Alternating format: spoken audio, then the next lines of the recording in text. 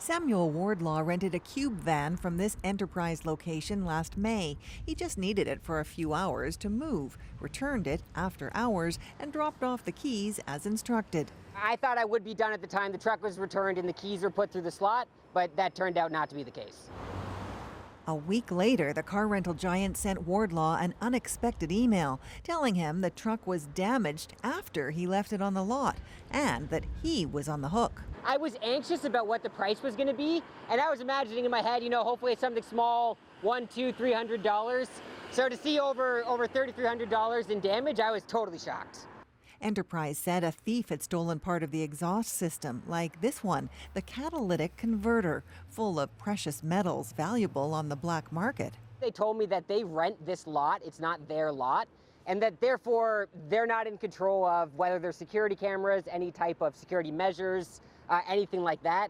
They basically said it's a third-party parking lot, and they have no control over anything like that. The car rental company pointed to a clause in its lengthy terms and conditions saying if a vehicle is returned during non-business hours, any damage, loss, or theft is the renter's responsibility. It's their truck, it's their catalytic converter, and it's their lot. The fact that I rented it is somewhat incidental to the actual theft that happened. So I think it's absolutely ridiculous that they think it's 100% my liability.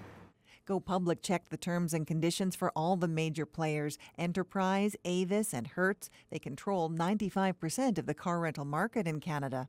All have similar language. From the moment I called with them, they're arguing with me. I didn't feel that there was any understanding or any interest in a resolution other than to have me pay the full amount. They're relying on this single sentence buried in a 30-page document. Lawyer Jennifer Marston says there's legal precedent. Companies need to be upfront if they want an unexpected clause in a contract to be enforceable. If a company wants to put something in a contract that imposes a heavy burden on a consumer, it's incumbent upon them to bring that to the consumer's attention.